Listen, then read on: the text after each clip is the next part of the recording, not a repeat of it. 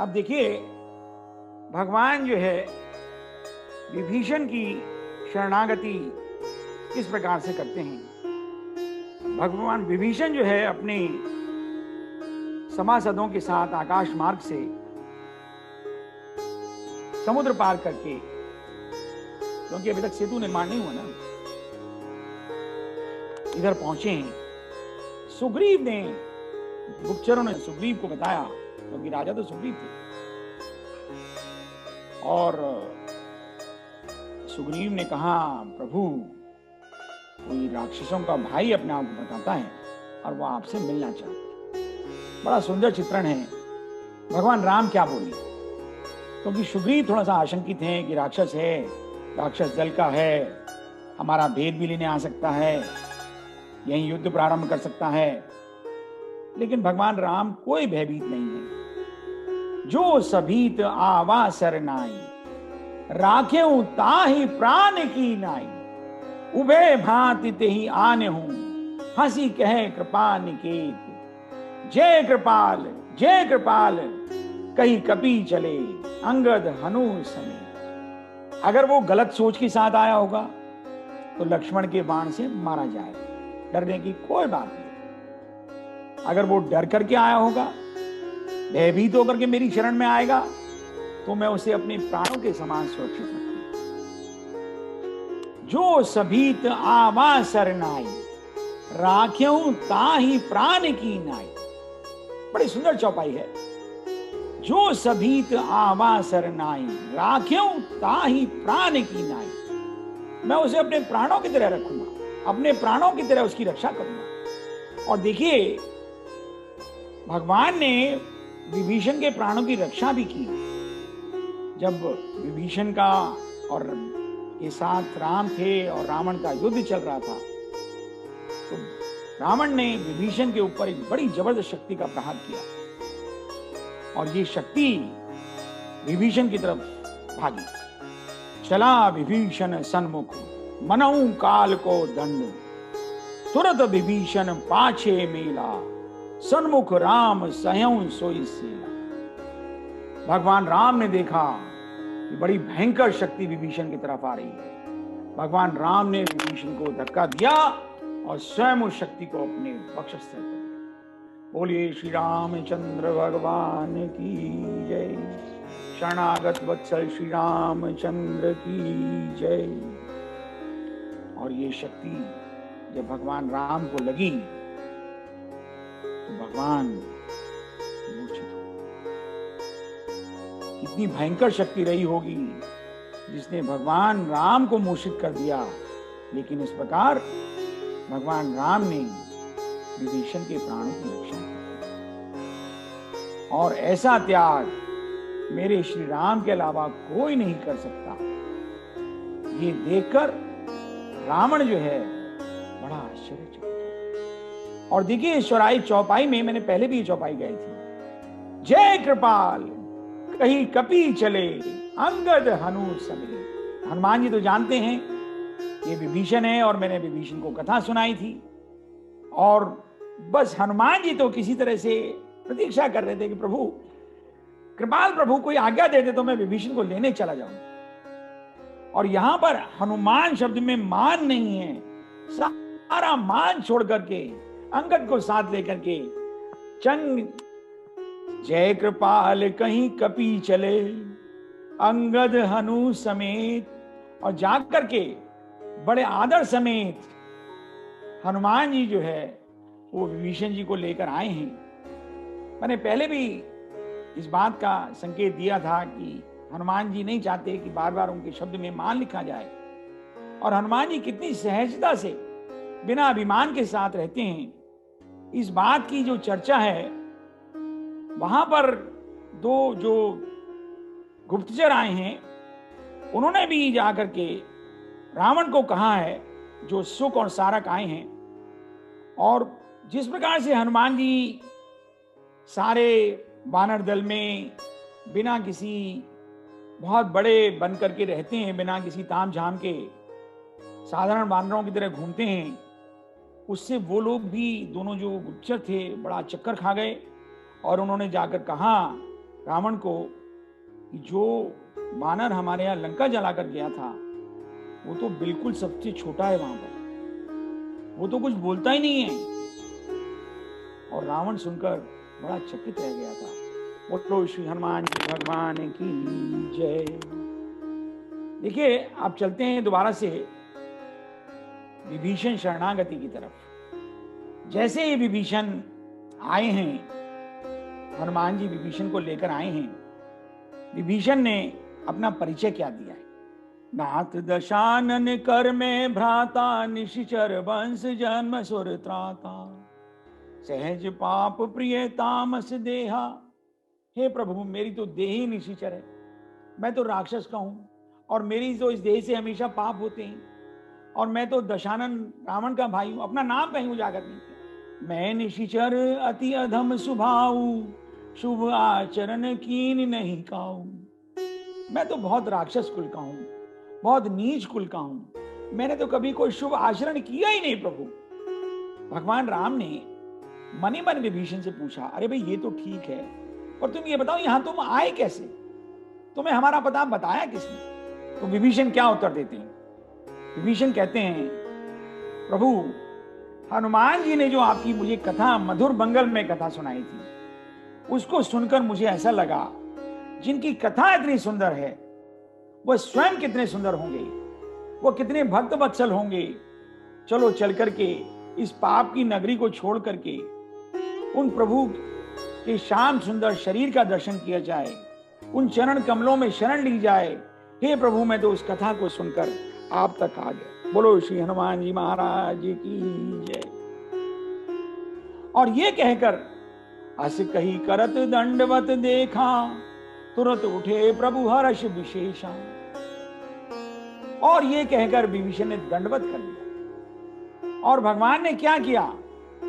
कहु लंकेश सहित परिवारा, भगवान उनको लंकेश कहकर बोले। और प्रभु तुरंत उठे और विशेष हर्ष के साथ भगवान राम ने विभीषण को अपने गले से लगाया। विभीषण आगे भाव विभोर होकर बोलने लगे, प्रभु मैंने जैसा सुना था आपको उससे ज्यादा पाया।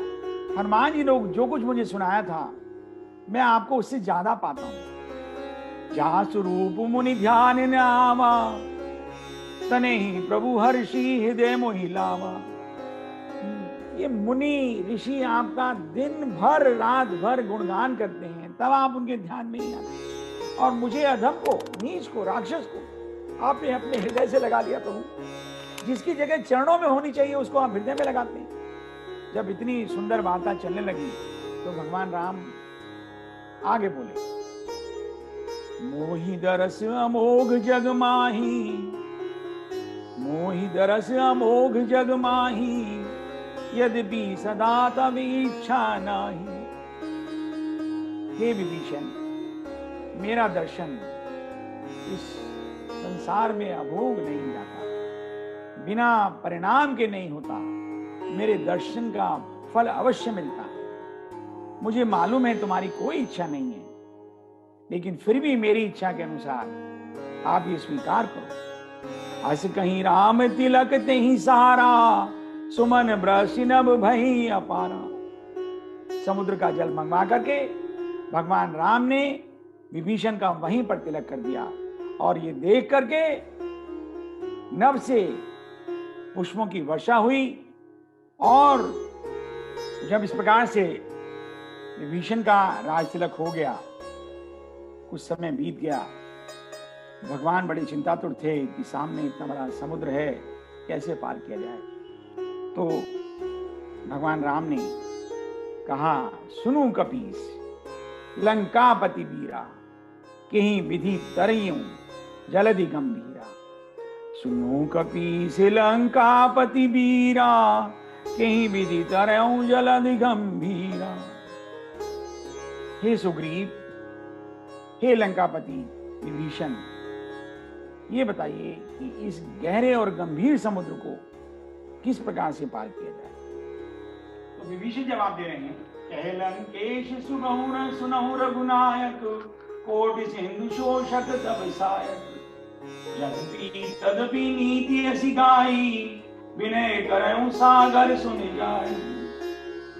हे भगवान, हे रघुनायक, मुझे मालूम है कि आपके अंदर करोड़ों समुद्रों को सोखने की क्षमता है, लेकिन नीति यह कहती है कि आप समुद्र के सामने विनय करें, आप प्रार्थना करें समुद्र देव को। और विभीषण की बात सुनकर प्रभु राम जो है समुद्र के किनारे बैठे, समुद्र की पूजा करें। पल दो पल, घंटा दो घंटा, आप कितनी देर पूजा करते हैं? 10 मिनट, 15 मिनट, 5 मिनट चलते चलते। अब प्रभु देखिए कहां कितनी देर बैठे। पल दो पल नहीं, घंटा दो घंटा नहीं, 3 दिन बीत गए बराबर। और जगत चराचर जगत के स्वामी प्रभु राम स्वयं पूजा कर रहे। जब 3 दिन बीत गए, प्रभु को बड़ा क्रोध आया। विनय मानत जलधि चढ़ गए 3 दिन बीत, बोले राम सकोप तक फिर बिनु न होई प्रीत। लक्ष्मण बाण सरासन आनु, शो शो बारिद विषय किसान। लक्ष्मण मेरा बाण लाओ, सारे समुद्र को सोख डालता हूं। अस कहीं रघुपति चाप चढ़ावा, यह मत लक्ष्मण के मन भावा। और आप सब जानते हैं इस प्रकार की बातें लक्ष्मण जी को बड़ी पसंद आती हैं। शायद प्रभु संदेश देना चाहते हैं। सृष्टि जो है सृष्टा से भी पड़े, सृष्टि जो है सृष्टा की बात मानने के लिए भी बात नहीं है। ये जो भगवान रूपी सृष्टि है, भूमि, गगन, वायु, अनल और नील, ये स्वयं में सृष्टा है। और जब भगवान ने बाण का संधान कर लिया समुद्र को सूखने के लिए, तो समुद्र विनय समेत प्रकट हो गए और बड़ा सुंदर उत्तर दिया समुद्र ने। गगन समीर अनल जल धरणी, इन कहीं नाथ सहज जड़ करनी। हे प्रभु, गगन, वायु, अग्नि, जल और पृथ्वी, ये सब आपके बनाए और इनको आपने जड़ बनाया है प्रभु। तब प्रेरित माया उपजाए, ये सब आपकी माया से उपजे हैं प्रभु। और हमको तो जैसा स्वभाव आपने दिया है, हम तो उसी का पालन करेंगे। आप सृष्टा हैं, आपके लिए कुछ भी असंभव नहीं है। आप जो चाहे वो कर सकते हैं। एक बाण से सारा जल सोख सकती है, आपके लिए कुछ भी है आने की नहीं है। लेकिन हे प्रभु, आपकी इस करने से मेरे गर्भ में रहने वाले लाखों करोड़ों मछलियां, नाग, मगर, अन्य जीव जंतु जो कि आपके ही बनाए हुए हैं, सब प्राण रहित हो जाएंगे प्रभु। इससे आपकी ही प्रकृति की हानि होगी। अतः प्रभु क्रोध ना करें, आप आज्ञा करें। सुनत विनीत बचन अति, कह कृपाल मुस्कान। जेहि विधि उतरे कपि कटकू, तासो कयहूं उपाय। देखिए प्रभु तुरंत मुस्कुराने लगे। कोई प्रेस्टीज इशू नहीं है। मैं 3 दिन से पूजा कर रहा हूं, तू अब तक कहां था? पहले मेरी बात क्यों नहीं मानी? अब बाण को देख के डर गया। प्रभु तुरंत मुस्कुरा दिए। सुनत विनीत बचन अति, कह कृपाल मुस्काय। जेहि विधि उतरे कपि कटुक, तासो कयहूं उपाय। अरे भाई, जिस प्रकार से ये सारी सेना समुद्र पार कर सके, कुछ ऐसा उपाय बताओ। समुद्र क्या बोले? नाथ नील नल कपि दो भाई, लरिकाई ऋषि आशीष पाई। तिनके परस किए गिरि भारी, तरई जलधि प्रताप तुम्हारे। हे प्रभु, आपकी सेना में नील और नल नाम के 2 बानर भाई हैं।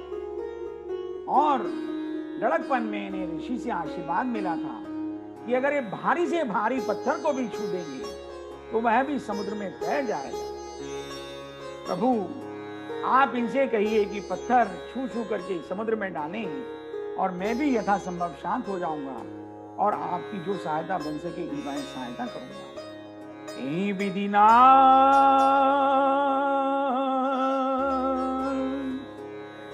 विधिनाथ पयोधि बधायऊं। जेहि यह सुझ जसु लोक तिहु गायहु। हे प्रभु, मंदिर का निर्माण कीजिए जिससे कि आपका सुजस तीनों लोकों में युगों युगों तक गाया जाए। बोलो श्री रामचंद्र भगवान की। और ये सुनकर प्रभु बड़े ही मन प्रसन्न हुए। सेतु निर्माण का कार्य प्रारंभ हुआ। वैसे तो आप सब देश विदेश से आए हुए नर नारी बहुत प्रबुद्ध हैं, पर छोटी सी बात, सेतु बंध का निर्माण रामेश्वरम में ही क्यों हुआ? लंका का बहुत बड़ा भूभाग भारत के भूभाग से लगता है, रामेश्वरम को क्यों चुना गया? शायद इसलिए कि रामेश्वरम और लंका के बीच की जो दूरी है समुद्र की, वह सबसे कम।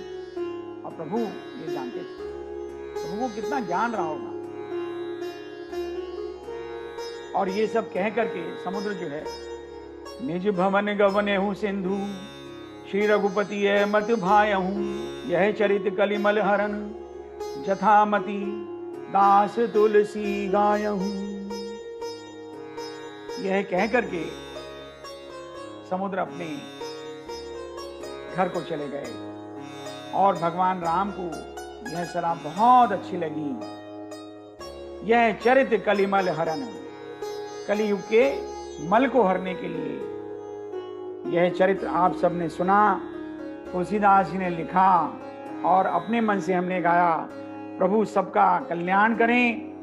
सकल सुमंगल दायक रघुनायक गुणगान, सादर सुनहि ते तरहि भव, सिंधु बिना जल जान। सकल सुमंगल दायक रघुनायक गुणगान, सादर सुनहि ते तरहि भव, सिंधु बिना जल जान। बोलो श्री रामचंद्र भगवान की जय। इति संपूर्ण सुंदर कांड। बोलो हनुमान जी महाराज की जय।